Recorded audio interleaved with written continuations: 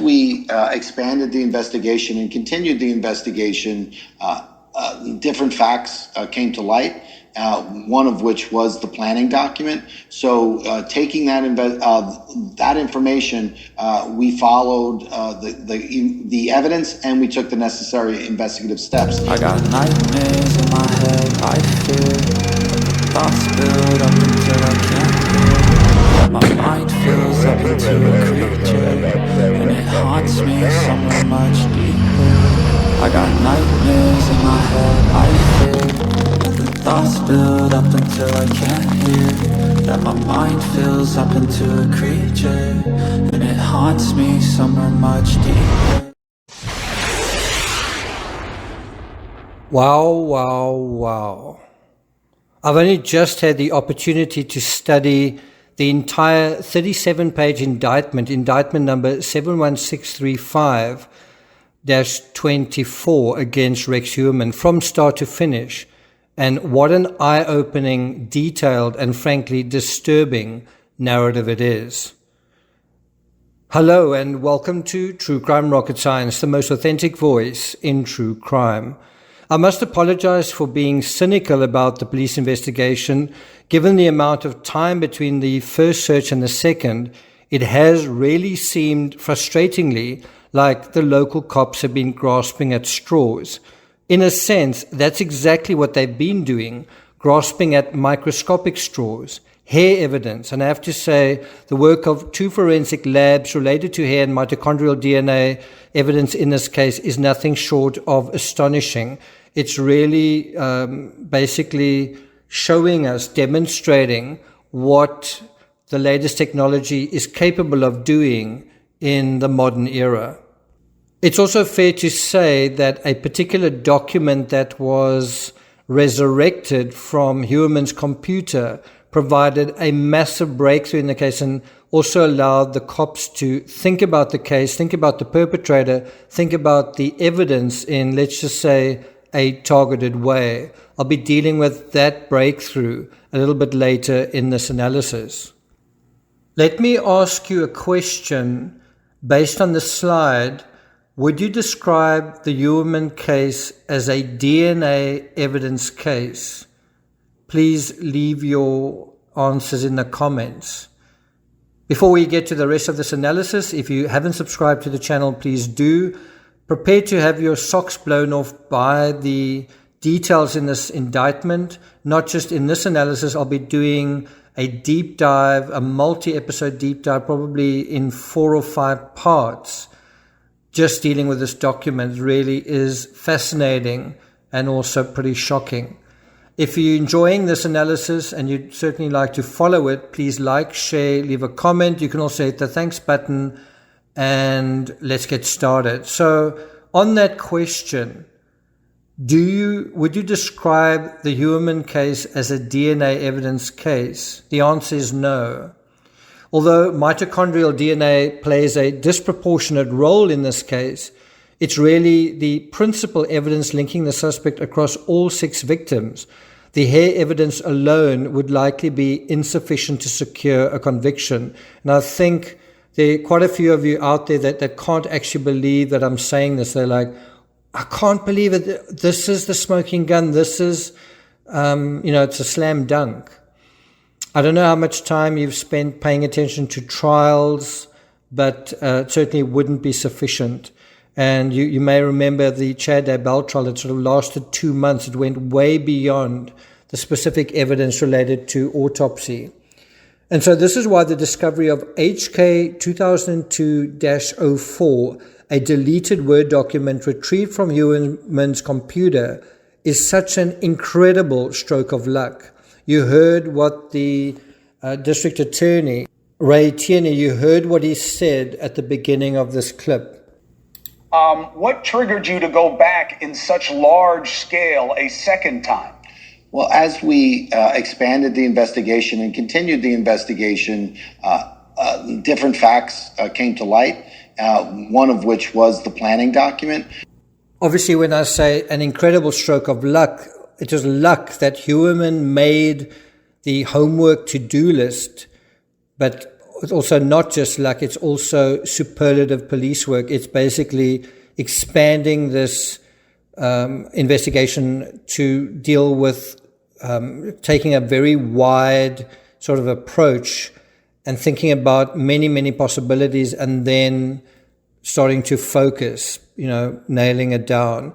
And so, I was cynical about this document, suspecting it to be an overstated find with generic statements and little detail. Precisely this kind of thing is going on in the Christian Bruckner trial and related to an email.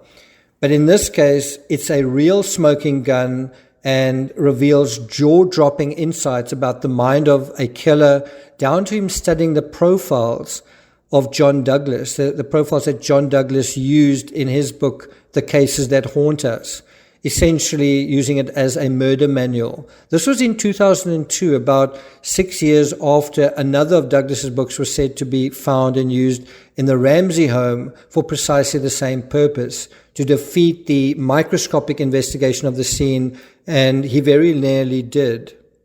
Sorry, did I say 2002? It was 2003, 7 years later. Arguably, by studying this book by Douglas, the killer was able to frustrate the investigation. I was certainly fooled in certain areas as well, in a real way. In this analysis, we'll deal with the police investigation regarding one of the new victims, one of the new charges, one of the two. We'll deep dive, as I say, through the remainder of the 37-page document in a short mini-series totaling 3 or 4 more additional episodes at least, so look out for that. Also, if you've been enjoying my work on self-esteem, don't miss the 3rd episode on that coming out later today or tomorrow. I will also be continuing coverage of the true dynamic, the one you never hear about, between Amanda Knox and her former boss at Le Chic, Patrick Lumumba, the man that she falsely accused of murdering and raping her housemate Meredith Kircher. And now let us drill down into the section dealing with Jessica Taylor. Chronological time in an active investigation can feel like a cage for investigators, especially between the discovery of one puzzle piece and another. And an incredible 8 years separated the discovery of one set of Jessica Taylor's human remains found in 2003 and the other in 2011. And then that was again followed by 13 years before these remains were even properly identified and allegedly, but I would also say the word likely, linked to the suspect, in this case, Rex HEUERMANN. Through these charges and this latest indictment, we're also getting a much clearer portrait of the type of Dr. Jekyll and Mr. Hyde we're dealing with. So much detail that I believe we can already construct a working theory regarding what set HEUERMANN off to begin with way back in November 1993. We'll deal with that also in a forthcoming analysis. Now, it's interesting that in the 37-page document, Taylor is dealt with first when Costilla was murdered first, but I think they did so because they had so much more information on Taylor. I mean, the volume of information really is impressive. And so they wanted to build their case with her in terms of these two indictments and then show similarities basically retrospectively with Costilla, similar in a sense to how the prosecution in the Laurie Vallow and Chad Daybell cases used the murder of J.J. Vallow to infer similarities in the more blurry killing of Tylee Ryan. Her killing also preceded J.J.'s. Let's deal with page 3 of the indictment. On or about July 26, 2003, an individual whose identity is known to law enforcement, hereafter Witness 1, was walking his/her dog just west of Halsey Manor Road, Manorville. Now, it's quite interesting how they are not providing the identity of this person. They obviously want to protect this person, this person's privacy, but perhaps it's also the security of this person. So they're not actually revealing this person's name. At that time, Witness 1 observed what appeared to be human remains, which prompted him/her to call 911.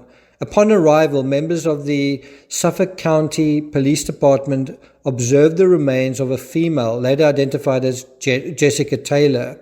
Ms. Taylor was found lying on her back with her legs bent underneath her. Now, when they say later identified as Jessica Taylor, well, how much later do you think that was? The next day, the next week, a year later, 10 years later, 20 years later? What do you think the answer is? Now, Miss Taylor was found lying on her back with her legs bent underneath her. The victim was decapitated and both of Miss Taylor's arms had been severed from her body below elbows. Also, a tattoo on the victim's torso had been severely obliterated by a sharp object. Investigators believe the mutilation of the victim's tattoo, the decapitation, the dismemberment, were acts perpetrated by Rex HEUERMANN to inhibit the identification of the victim via facial recognition, also via fingerprints, identification via tattoo identification. Now, during the initial investigation in Manaville in 2003, the victim's head, arms, and hands were not found at the scene and their location remained unknown to law enforcement for approximately 8 years. So what that means is they were dealing with a Jane Doe. They had the remains of a woman who they couldn't identify for at least 8 years. And so the part to highlight here is this attempt to, and kind of an extended effort, a very extreme effort to inhibit the identification of the victim via, as I say, facial recognition, fingerprints, and a tattoo. This already shows that in this particular in terms of this particular victim, we're not dealing with a conventional homicide, but someone who needs to go the extra mile to frustrate an investigation, especially if he intends to continue killing, continue collecting and disposing of victims in the same area. And isn't that exactly what he did intend? Because that's exactly what we saw here. The key identifying aspects, head, arms, and hands, not found at the scene. Now, it also turns out that the killer later decided that Gilgo Beach was a better dumping ground, and it makes sense that he preferred that area because the remains in the woods were found on July 26th by a dog walker just 3 days after Jessica Taylor was reported missing. Now, just think about this case. There are victims that were not discovered for years, right? And I think a good example is the situation where they were looking for Shannon Gilbert's body, and when they did that, they found these other victims, some of whom had disappeared in 2007. And so it had literally taken around 4 years to find some of these victims. Now think about that difference in timelines. 3 days to find Jessica Taylor compared to 4 years to find some of these other victims along Gilgo Beach, and they weren't actually even looking for those victims. Now, going back to the indictment, on March 29, 2011, Ms. Taylor's skull, hands, and forearm were discovered along Ocean Parkway just east of Gilgo Beach in Suffolk County. Notably, Ms. Taylor's remains were located, and this is important, on the same side of the road from where Maureen Brainerd Barnes, Melissa Bartholomew, Megan Waterman, and Amber Costello, the Gilgo Four, had been found just several months prior in December 2010. And do you know, we can now start confidently referring to the Gilgo Six and a serial killer associated with the Gilgo Six following this indictment. Now, according to the indictment, each of the Gilgo Four victims, as well as the skull, hands, and forearm of Ms. Taylor, were recovered on the same side of the road and at a depth of within 50 feet from the edge of the parkway. So quite a lot of consistency there. Also, Ms. Taylor's remains were located less than a mile from where the Gilgo Four were discovered. And that brings us to stellar police work showing the fabric connecting HEUERMANN to Jessica Taylor. And this is the part where, to my shame, I didn't really express a lot of confidence in what I anticipated would be the evidence linking him. Well, just listen to this. Now, it's always easy and simple in retrospect to see how the dots are connected, how the puzzle fits together. Once you've found all the pieces, once all the pertinent information has been identified and the signals in the noise collated and cobbled together into a coherent whole. But it's incredibly difficult when locked inside the investigative timeline, faced not only with known unknowns, including in this case the victim's identity. They didn't even know who this victim was for the longest time, let alone if she belonged to a particular perpetrator, let alone this perpetrator. And that in a sense is the genius of this crime. That was specifically what he intended. He was trying to make it difficult to identify them and succeeded for a long period. Now, besides known unknowns, there are also unknown unknowns. And one can only begin to figure those out by putting massive resources into place to consider all possibilities. That's exactly what happened here. So let's go through it step by step. Firstly, location. Did the ogre and the victim move in similar circles? What do you think? Yes, they did. Information relevant to the disappearance of Jessica Taylor. This is from the indictment on page 5. Jessica Taylor was last seen on or about July 19, 2003 in New York City. The investigation to date has established that in July 2003, Ms. Taylor was working as a sex worker in the area of, and this part needs to be highlighted, Midtown Manhattan. On July 21st, 2003, at about 8:41 p.m., Ms. Taylor utilized her cellular phone. What's incredible about this is activity that happened 21 years ago, and we know this kind of detail more than 2 decades later. And so what she did was she phoned her mother, and based on witness interviews and analysis of telephone records, the Gilgo Homicide Task Force learned that the mother and daughter, spoke for about 7 minutes. During that call, Ms. Taylor had arranged to visit her mother on July 25th, 2003 in Poughkeepsie. Am I pronouncing that right? Poughkeepsie, New York, for her mother's birthday. Less than 2 hours later, at about 10:22 p.m., the Taylor phone placed an outgoing call which lasted about 2 minutes. After that, Taylor phone records reveal no further outgoing calls or accepted incoming calls. That's basically the last proof of life. Then, on or about July 25th, 2003, when her daughter failed to arrive at her Poughkeepsie residence or answer any phone calls, Ms. Taylor's mother notified law enforcement. So the other thing, we've now established where Taylor was. Now we need to think about the ogre. Where was he when Jessica disappeared? In other words, did he have access and opportunity? What do you think the answer is? Well, yes, he did. Back to the indictment. At the time of Ms. Taylor's disappearance, Rex A. HEUERMANN worked in the same vicinity as where Ms. Taylor was known to street walk as a sex worker. Records seized during the execution of prior search warrants reveal HEUERMANN was in fact present in Midtown Manhattan on July 21st, 2003, the date Ms. Taylor disappeared.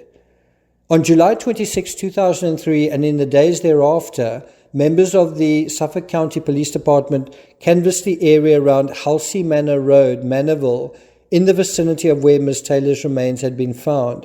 As a result, investigators spoke to a witness who had, on July 25th, 2003, at about 10:30 p.m., observed a dark-colored Chevrolet pickup that backed into the same wooded area where Ms. Taylor's body was later found. Based upon the investigation, law enforcement determined that these observations would have occurred about 13 hours before Witness 1's 911 call. Notably, the investigation to date has established that defendant HEUERMANN purchased a 2002 dark-colored Chevy Avalanche a pickup truck on or about March 22, 2002 from Ramp Chevrolet, a dealership in that area. Next question. Are there any witnesses from 21 years ago? Well, unbelievably, yes, there are.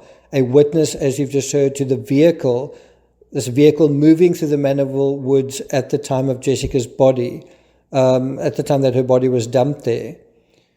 On July 26, 2003, and in the days thereafter, we find out that Rex Heuermann purchased this vehicle from Ramp Chevrolet in Port Jefferson Station, New York.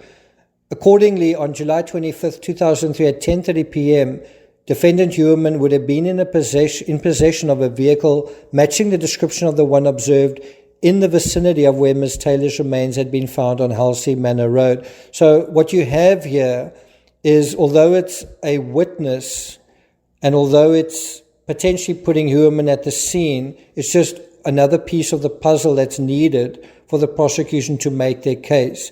This piece on its own isn't going to do the trick. It's simply laying the groundwork for the overall fabric. Do you see that? Now, in a testament to the incredible level of detail and contextual continuity of the police investigation, the cops even retrieved Google searches. This is from Heuermann. These are 21-year-old Google searches Heuermann made for a Newsday article titled "Cops Seek Help in IDing Mandeville Body." Do you think it was only the true crime? Do you think it's only the true crime public that follows the news media? Guess what? Perpetrators are watching and listening and gaining information as well. The same information you and I are reading about them. So are they? And why wouldn't they? Bottom of page 6, a forensic analysis of Rex Heuermann's digital devices also revealed the following: that on or about July 28th, Heuermann accessed a Newsday article, "Cops Seek Help in IDing Mandeville Body." Now, I know what you're thinking, and if you think critically about it, yeah, it does make sense. Anyone who lived in the area would be interested in local news, especially high-profile news involving a serious crime. That doesn't make the person doing these searches a suspect, nor does it prove anything but a tenuous link to the crime. But how often have you deleted online activity related to a news story? Have you ever? Well, Heuermann apparently did. That online activity was subsequently deleted, and on or about July 29th, 2003, Rex Heuermann conducted an internet search for a new Chevrolet Avalanche, despite his 2002 Avalanche being just over a year old. Incredibly, the investigation goes even further than that, goes into even deeper, more intricate detail. I'm sure you want to hear this. Did Heuermann have the opportunity at home to perpetrate the crime at the time that it was supposed to happen? Another way of asking this is, where did these crimes happen? Have the police been able to establish that? What do you think the answer is? So now we're at page 10 of the indictment. Heuermann's family travel in relation to the disappearance of Jessica Taylor. As part of the ongoing investigation, the Gilgo Homicide Task Force has also established that Heuermann's wife and children were out of state at the time of Ms. Taylor's disappearance and murder, a consistent theme attributable to the defendant for each of the charged homicides thus far. And so I just want to bring this up. These creators that are out there, these people that are out there that are saying Asa knew, Asa was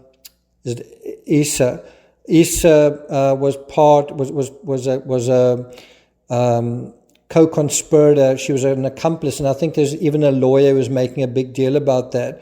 You really should be ashamed of yourselves. And so, yeah, you have evidence that they weren't nearby, and so it's exactly what I've been saying and exactly what you'd expect. This absence of his family allowed the defendant unfettered time and opportunity to execute these crimes. Specifically, in 2002 and 2003, defendant Heuermann's daughter, Victoria, was a kindergarten student at the McKenna Elementary School located in Massapequa Park. At the time, Victoria was classmates with an individual whose identity is also known to law enforcement she's witness to. Based on post-arrest interviews with the witnesses, the Gilgo Homicide Task Force learned that at the conclusion of the kindergarten school year, Miss Ellerup and her 2 children vacationed with witness 2's family from on or about July 20th, 2003 through on or about July 27th, 2003 at Smuggler's Notch Resort, which is located in Jeffersonville, Vermont. Rex HEUERMANN did not attend this trip. Phew, we're now passing the 25-minute mark.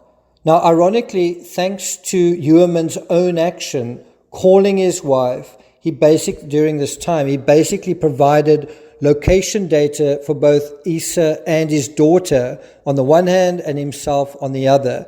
Issa was in Jeffersonville at Smuggler's Notch Resort, as I say. It's a venue at least half a day's drive away, but also close enough to reach if they suddenly left on impulse. So he had to be careful. And so before HEUERMANN got down to this dirty, messy, time-consuming work where he was going to be distracted, he was going to need to confirm they were safely 7 hours away, and that's exactly what he did. But by doing so, he also caught himself in like an evidence trap. And so we even have 21-year-old phone data corroborating those calls. Now, think about that yourself. If you wanted to find a phone call that you made 20 years ago, do you think you could do that? That's what makes this really so amazing. Crucially, HEUERMANN's phone data places him at his residence in Massapequa at the time of this murder, which finally answers the question about where the victims were murdered. I've always said that he would need time with them, wanted time with them, and so the home, that basement, is the only logical answer. And now we have evidence corroborating that. It's also basically the reason I've said you're not going to find any crimes committed anywhere else. This was his ground zero. This was his lair, and he only had one lair. And so the indictment reads, thus investigators believe defendant HEUERMANN made these calls from the target residence, obviously his home, in Massapequa Park, to his family staying in Jefferson, Vermont. Now we go to the top of page 12. Based on the foregoing, the investigation to date has clearly established defendant HEUERMANN's wife and children were indeed located out of state during the time of Jessica Taylor's disappearance, which occurred on or about July 21st, 2003. Accordingly, the murders of all 4 charged victims and now the murder of the 5th, Miss Taylor, occurred at times when defendant HEUERMANN's wife and children were located out of state, which would have allowed the defendant, as I say, this unfettered time to do what he wanted to do. Now, besides all of this, investigators have also found biological evidence, that's hairs, that they essentially matched on the victim's body to HEUERMANN. Now, again, remember I said, is this just a DNA case? Well, it's taken 20 minutes, essentially, to go through a lot of this additional evidence, and we're not nearly done yet. Now, in my initial analysis of the additional charges, which I did prior to getting hold of this 37-page indictment, I've actually been sitting on it for about 2 days, just haven't gotten around to reading it. I specifically mentioned the need to know the importance of identifying the type of plastic the victim was found on.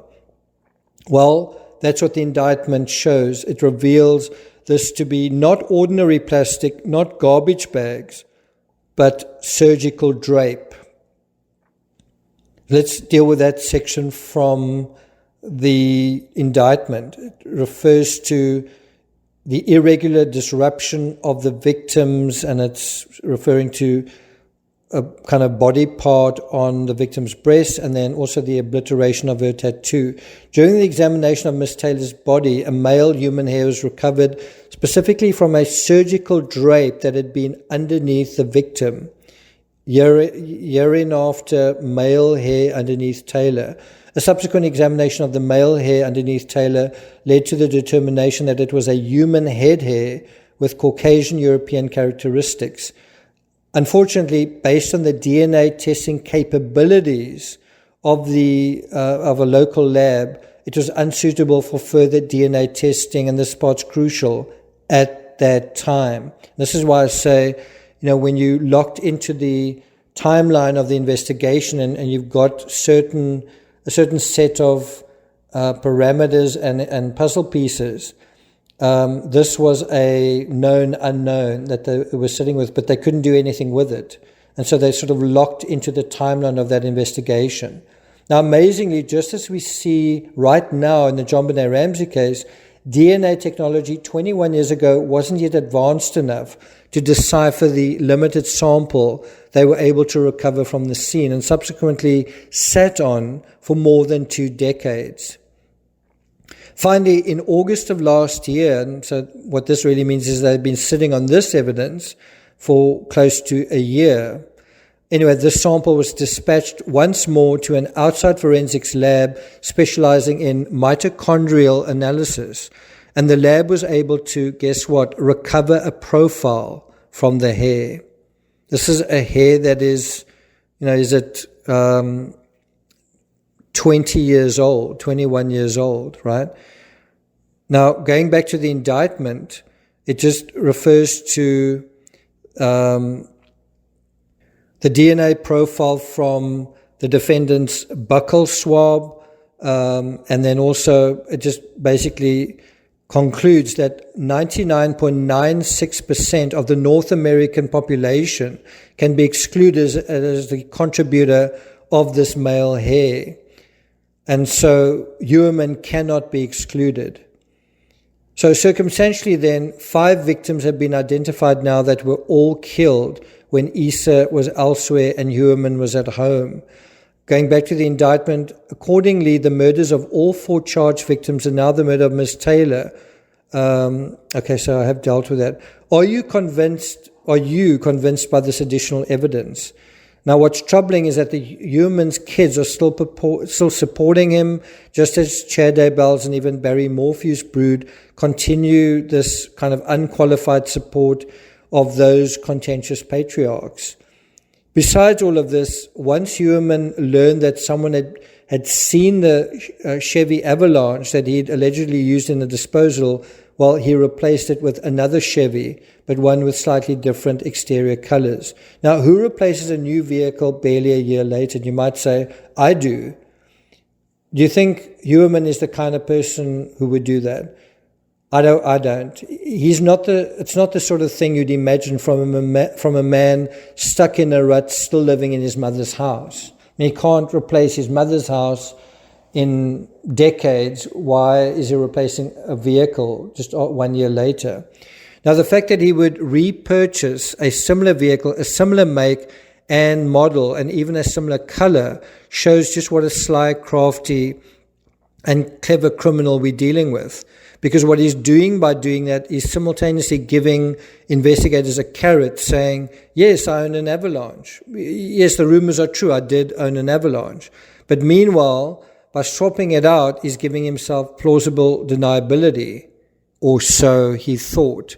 Now, in addition to this orgy of evidence, the cops also made perhaps the most startling discovery of all. HEUERMANN actually opened up a document, a Word document, and typed out some best practices for himself. You can imagine it's exactly the kind of thing he would do at work, except now it's dealing with the work of serial killing.